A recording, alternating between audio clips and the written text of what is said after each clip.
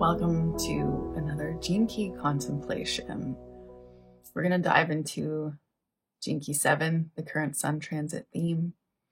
And for anybody who's new to the Gene Keys, they're all about embracing our higher purpose. And it's the evolutionary journey from our shadow frequencies. These are the lower frequencies, the lower forms of expressing these energetic themes, moving to the higher expression, which are called cities, through the pathway of the gift. So it speaks to this evolutionary journey that we all go on as humans.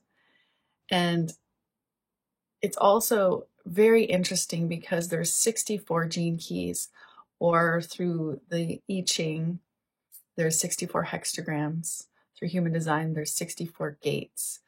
These 64 gates are like archetypes and energetic themes that we all have within us.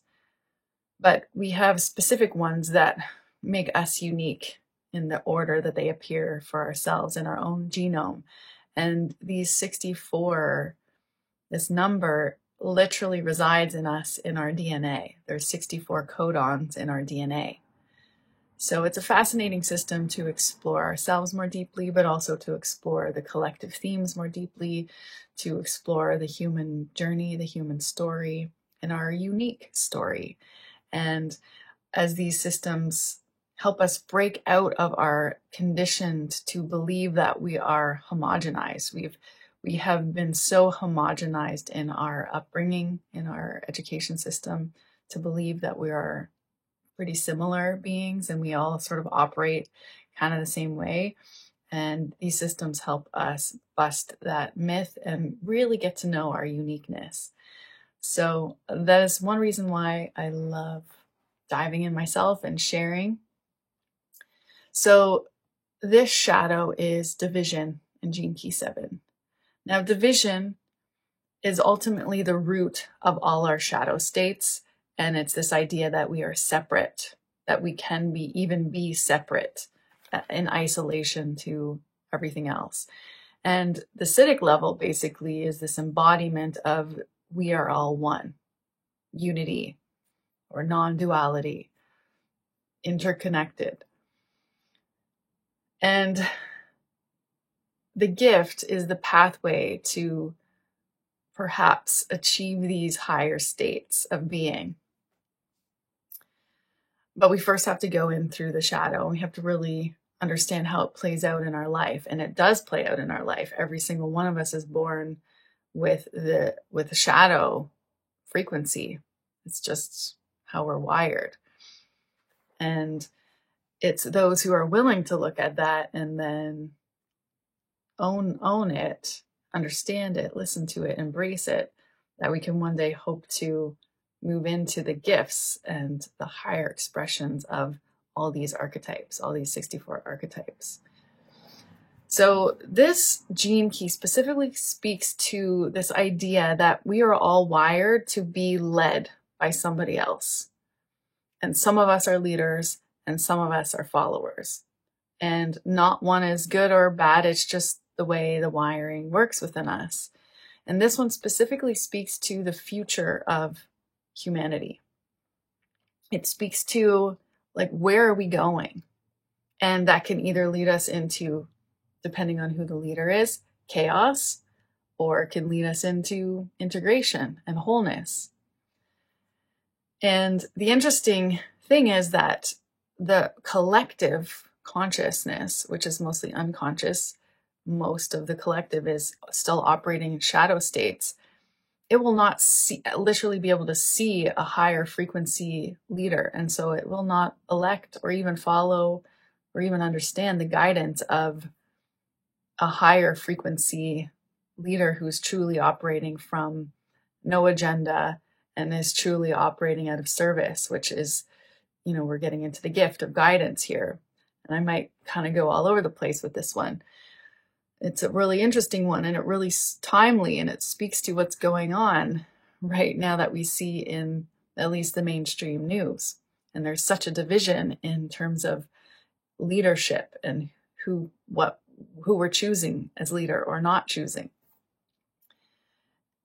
And the problem with somebody operating in the shadow of this division is that there's a deep-seated need for recognition. And it's mostly coming out of insecurities. And the biggest dilemma in this shadow is the lack of boundaries and even understanding at who our core essence is.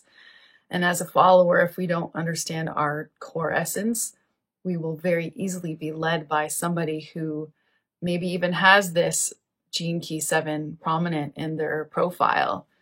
They will come across and sound like, they have an authority just in their speaking. And so we will blindly follow, even if we're following somebody else's agenda that really has nothing to do with our own benefit or interest or well-being even. So as we move through the gift level of guidance, this is a being who has really, gone through the shadow, understood their own ways that they project their judgments onto others, project their own shadow onto others. They really understand who they are. They have their core essence, and they would be great guides. They would make great guides for others because they truly have the other's best interest in their heart. And I love what Richard Rudd says about this one, that's often the best guidance is to not give guidance at all, but to be someone who listens and offers space for others to talk. And often we just need to hear ourselves talk in that judgment-free space to hear our own wisdom. We're all getting guidance all the time from the spirit, from whatever it is to you, whatever word you want to call, where that intuitive, creative impulse, spiritual guidance comes from. Every single one of us has access to that. And a true guide will help us get in touch with that and empower us to ultimately be the leader of our own life. I'm just going to look at my notes here because I have this one quote that I really wanted to share if I can find it. Yeah, he speaks of guidance through non-guidance. And this is the deepest form of guidance that is truly an embodied guidance. The guidance comes from pausing, reflection, and just being with others who offer this space. And then virtue, he explains it as it's not what we might think virtue is, being a virtuous person and having morals and that kind of thing, but it's really about and this is a question he asks, how do we invite in the aroma of our hidden virtue to be released in the air of our lives? It's basically that deep well of water. And he does use that as the example, as it's like hidden water in the earth that springs up. And these springs are gathering places for all types of beings and animals, for healing, for nurturing, for nourishment of the waters.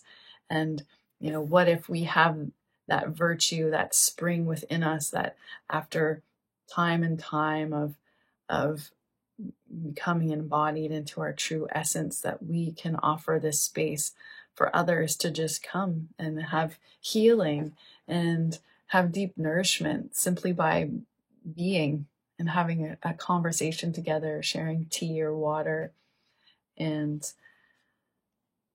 I love that. The question, and I'll finish with this, that I believe this Gene Key is asking is, what is your role?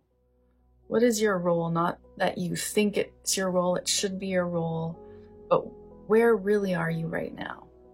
And how can you embrace what your role is right now? And how is that changing?